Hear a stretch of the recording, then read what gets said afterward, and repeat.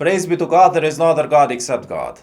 As I might have implied before, and God willing I will explain it more in the future, democracies, which are increasingly the only physically possible government system in the end times, they never solve any problems without causing another problem somewhere else. But at the same time, we are not against it, because they don't make the problems bigger. They only redistribute them from places where they are more measurable to places where they are more hidden. And one of the measurable problems is poverty. Democracies are gradually defeating poverty by causing other hidden problems, and one of those hidden problems is loneliness. So as poverty is increasingly reduced around the world in the future, loneliness increases. So if you ever felt lonely, don't feel bad about it. It was caused by democracies trying to avoid poverty. If you are a person who is suffering from loneliness today, had you lived in the past, you would have suffered from poverty. And if loneliness feels like too much to carry, and you would rather be poor than lonely, I can assure you that had you lived in the past, you would rather be lonely than poor. So there is no escape from it in the short run, in the early part of your life, because it was caused to us by the system. But there is a way to mitigate it. There's a way to use it to make yourself a more resilient person. Let's think of poverty and loneliness like two wounds from a knife in your chest. Our hearts are slightly deeper than about 1 inch from our skin. If you are stabbed with one 2-inch knife in your chest, you will die. But if you are stabbed with two 1-inch knives, you will survive. So the same with poverty and loneliness. If you are suffering from too much loneliness, accept some poverty willingly, and some of the loneliness will go away. And vice versa. If you are suffering from too much poverty, accept some loneliness, and some of the poverty will go away. In practice, it can be realized in many ways, and you don't have to completely understand it, but it will happen. Let me just give you some insight in some of the ways it happens. For example, let's say that you live in a poor country and you are suffering from a lot of poverty, but no loneliness. If you migrate, whatever poverty you avoided, it will turn into loneliness. And the opposite is also true. Let's say that you are suffering from some loneliness. If you want to reduce it, you simply have to start imitating a poor person, but an actual poor person of the past. So do what a poor person of the past would do. Do more physical work and less mental work, more nature, less comfort, eat less calories. And recently I have come to realize that the healthiest way to reduce calories is to reduce processed sugars, because all the other types of calories also have other valuable things in them. Processed sugar is the only thing which only has calories.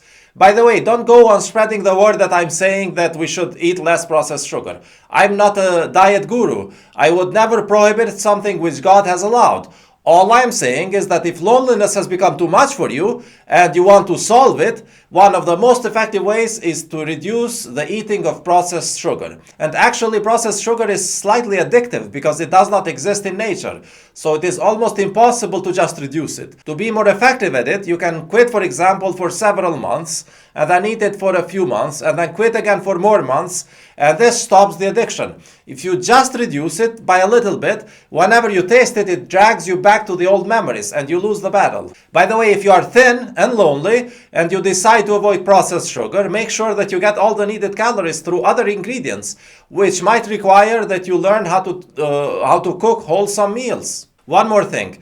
Did you know that the word sugar, which is pretty much the same word all over the world, shakar in Turkish, shukar in Arabic, it comes from the Quran, which means wine. And it is mentioned in verse 1667, and they did not have artificial sugars in the past, and the only artificially sweet thing was wine.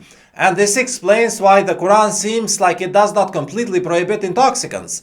It seems like it is only recommending us not to overindulge in it. And people get this impression because they forget that the Quran is talking about many things at once.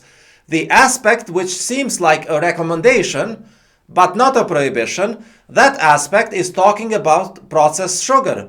And the aspect which seems like a prohibition, it is talking about alcohol and other intoxicants. So if sugar is only 10% as addictive as alcohol, for example, then those verses apply 100% to alcohol and only 10% to sugar. So a diluted application of the verse for the diluted effects. And again, I'm not prohibiting sugar. I ate a chocolate yesterday.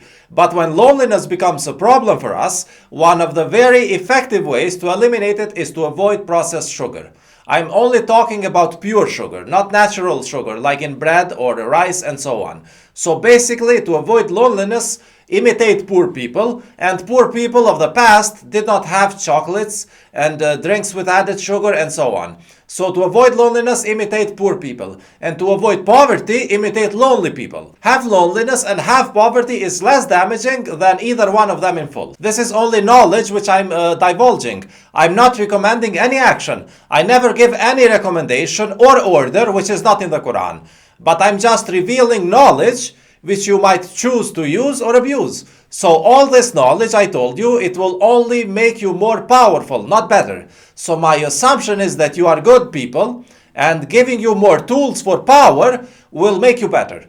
But if you are not good people, applying this same knowledge will make you worse. It's like giving you a sword. You might use it for good or for bad. Knowledge is like a sword. This sermon was just knowledge, but I'm not giving any order how to use it. If you are a good person, when you need it, you might want to use it. But if you're bad, you will misuse it. Similar to the angels of Harut and Marut, which are mentioned in verse 102 of Surah 2.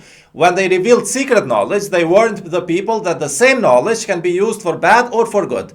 And it was up to the people to decide to use it for good. So realizing how to manipulate loneliness and poverty is just knowledge. I'm not telling you what to do. I'm only giving you an additional tool.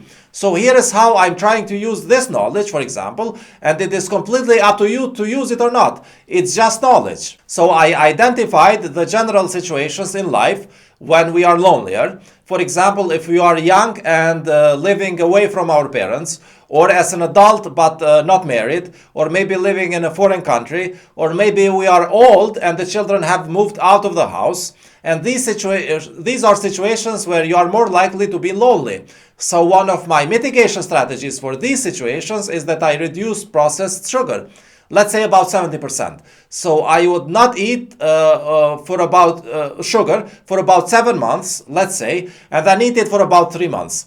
And if I'm in another situation, let's say where I might be married or with children or with lots of friends, then I would probably only reduce sugar by 10% or not at all. And by the way, avoiding processed sugar helps prevent diabetes, depression, anxiety, and addictions like computer game addictions among children or other addictions among grown-ups. I only focused on sugar because I wanted to keep the sermon short. But there are 100 of other ways to manipulate loneliness and poverty to our advantage. And once we turn it into an advantage, we can use it in the cause of God. Anyway, this is just knowledge. If you want, you can completely forget that I said this. Let's just worship God.